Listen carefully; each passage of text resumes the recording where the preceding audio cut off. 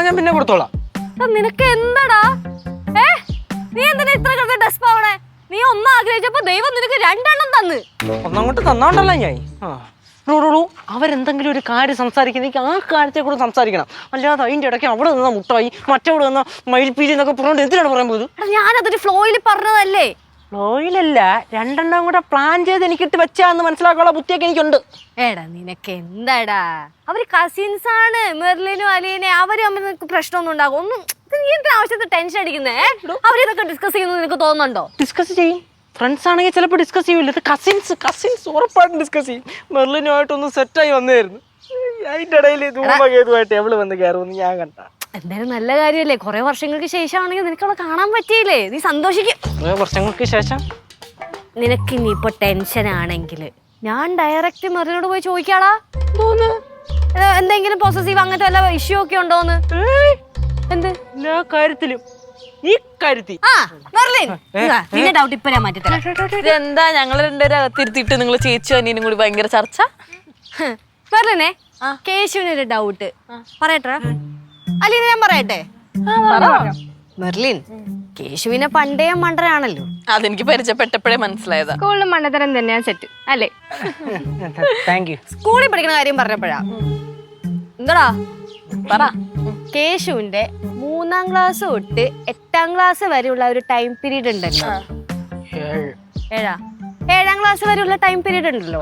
ആ സമയത്ത് കേശുവിന്റെ കുട്ടി ക്രഷ് ആയിരുന്നു ഈ അലീന. കണ്ടിട്ട് അവ കുഴപ്പമൊന്നുമില്ല. ശരിക്കും? പക്ഷെ ആ സമയത്ത് ഈ സ്നേഹം ക്രഷ് എന്താണെന്നൊന്നും അറിയില്ലല്ലോ. അവൻ കുറെ നേരം ഐ ലവ് യു അല്ലെന്ന് പറഞ്ഞിട്ട് ലാസ്റ്റ് ഞാനും ഐ ലവ് യു പറഞ്ഞു. എന്നിട്ട് സ്നേഹം കൂടി അല്ലേടാ. അവൻ കുറെ മിഠായി എന്താണെന്ന് അറിയാമോ? അല്ലേ? ഓർമ്മണ്ട? കുറച്ച് മിഠായാ. എന്തായാലും അലീനനെ കണ്ടതിന് ശേഷം കേശു ഭയങ്കര ഹാപ്പിയാണ്. അലീന ഇവിടുന്ന് വീട് മാറി പോയില്ലായിരുന്നെങ്കിലേ മെർലിന്റെ സ്ഥാനത്ത് ഇപ്പൊ അലീനയായിരുന്നു. എന്തായാലും കേശുവേ, സെയിം ഫാമിലിന്ന് തന്നെ ഒരാളെ കിട്ടിയല്ലോ. You enjoy. ഞാൻ എന്തായാലും അവിടെ കാണും കേട്ടാ. അലീന ഒന്നാമത്തേക്ക് ചെല്ലു ചേച്ചിയുടെ കൂടെ. ഞാനിപ്പോ വരാം. നീ എന്താടാ ചിരിക്കുന്നേ? എന്താ ചിരിക്കുന്നേ? എല്ലാരും ഹാപ്പി അല്ലേ? ഞാൻ happy, Merly happy, Aleena happy. ഞാൻ അത്ര ഹാപ്പി അല്ല. എല്ലാ കാര്യം പറഞ്ഞപ്പോ നീ അലീനയുടെ കാര്യം എന്താടാ പറയാഞ്ഞേ? അലീനയുടെ കാര്യം എന്താ പറയാഞ്ഞെന്ന്? അയ്യോ ഒന്നുമില്ല, ചെറുതില്ല. ഞാൻ പപ്പല്ലേ 3ാം ക്ലാസ് 7ാം ക്ലാസ് എന്നൊക്കെ പറഞ്ഞ 7ാം ക്ലാസ് വരെ ഉണ്ടായിരുന്നല്ലേ? 7ാം ക്ലാസ് എന്ന് പറഞ്ഞ ഒന്നും ഇല്ലല്ലോ. ഹൈസ്കൂൾ അങ്ങോട്ട് കേറിയതല്ലേ ഉള്ളൂ. സിമ്പിൾ മാറ്റർ അല്ലേ? ശരി. അല്ല മാളവിക ആരാ? മാളവിക മാളവിക ആരാ? ആരാ? ആരോ. അലീന എന്റെ കസിൻ ആയോണ്ടും ബാംഗ്ലൂരിൽ നിന്ന് അവള് വെക്കേഷൻ ഇങ്ങോട്ട് വന്നോണ്ടും ഇതൊക്കെ ഞാൻ അറിഞ്ഞു. അല്ലെങ്കിൽ ഇതൊക്കെ ഞാൻ എങ്ങനെ അറിയാനാ?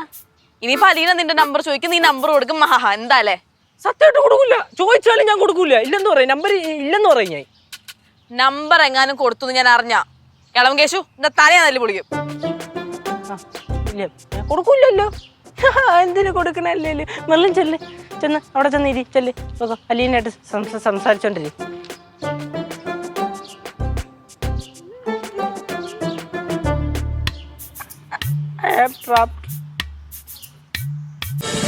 ഫ്ലവേഴ്സ് ഒരുക്കുന്ന കാഴ്ച വസന്തം യൂട്യൂബിൽ പ്രേക്ഷകർക്ക് ലൈവായി കാണാം. ഫ്ലവേഴ്സ് കോമഡിയിൽ ജോയിൻ ചെയ്യൂ, ആസ്വദിക്കൂ.